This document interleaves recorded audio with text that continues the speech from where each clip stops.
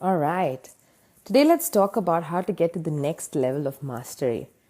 Now, when I'm talking about mastery, I'm talking about all the things that we are trying to master at the moment, whether it is our fear of failure or rejection, or getting into a growth mindset and an abundance mindset versus a scarcity mindset, and how to actually get there. So step one is face it, right? Don't hide from your failure. Don't hide if something goes wrong. Just face that. Face what it is that has gone wrong. Step two is to own it.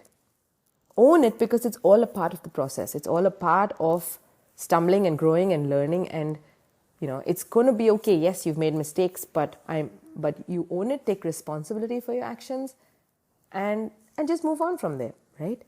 And then the third step is to solve it. Remember, you didn't die or kill someone, right? Everything is figure outable. We can do this. You can do this. I know that you can do this because there is a solution to every problem. Okay. Now the thing is that the strength that we are taught to admire is versus the strength that we should also admire. Okay. There's this graphic of like somebody standing on the top of a mountain holding a flag and saying, "I did it." Can you picture that? So that's the kind of strength that we're taught to admire. The people who have reached that goal, and it's like, whoa, that's like, they've climbed this steep ladder and they've made it there through all of the hard work and the dedication and the talent and the blah, blah, blah that they have, right? And that's a great strength to admire.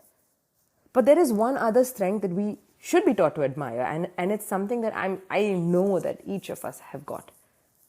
And that is, if you picture like this deep valley or this ditch, and somebody has climbed out of that ditch and says, phew, I did it, right?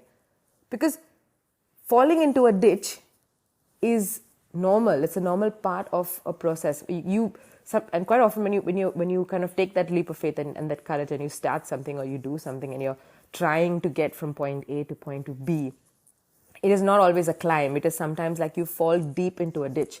Like, if you're trying to get over your anxiety or depression, it's like you're not always going to be walking uphill. It is not. It is sometimes there's like these holes that you just fall into and it's really hard to get out of. But once you climb out of that ditch, that is also a huge success.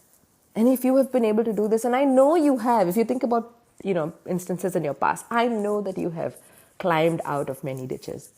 And I want to celebrate you. And I want you to celebrate you because you did it. That is a strength that you should admire in yourself. Okay, this recent quote that I heard is, and I found it really, really cool, is that the only time someone can actually be brave is when they're scared. The opportunity to be brave comes only when you are scared. If you're not scared, then you're not being brave. I mean, there's nothing to be brave. You're just doing it, right? You're not scared. You're just doing it because and there's nothing to be brave. But if you're scared and you do it, it means that you're being brave, right? Think about that. And another thing I want you to think about is this other thing that I heard from someone recently, which I was like, whoa, this is so cool, and I must share it with my people. And that is the fact that I think all of us have gone through some trauma or the other. Like, I don't know anyone who has not gone through some trauma or the other. And in today's world, we call that PTSD, right? Post-traumatic stress disorder. And there's lots of baggage that comes with that. And there's lots of behavior or attitudes or anxieties and things like that come up with that. But what if we flip the script or flip the way or the perspective and how we look at PTSD? What if we look at PTSD as post-traumatic strength rather than post-traumatic stress? Because the truth of the matter is that people who have gone through trauma have got some strength, and they've had to basically climb out of that ditch. That has strengthened their resilience, their muscles. And if you have gone through trauma, you have been climbing that ditch. You have been climbing that hill. You have been doing things to get yourself out of there, to get unstuck. And so you have built those muscles. And so you have strength, my friend. Post-traumatic strength. And that strength is what will keep you going. It is a gift.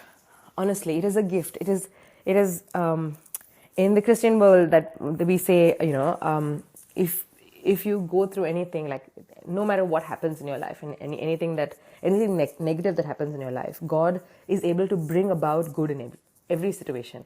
And it is something that He has hardwired into our DNA, that if something goes wrong, and if we have a stress or a trauma or anything of this sort, He is able to bring about the good in this, and we are able to bring about that good through the way that we look at our life. I wish you all a wonderful day. God bless you.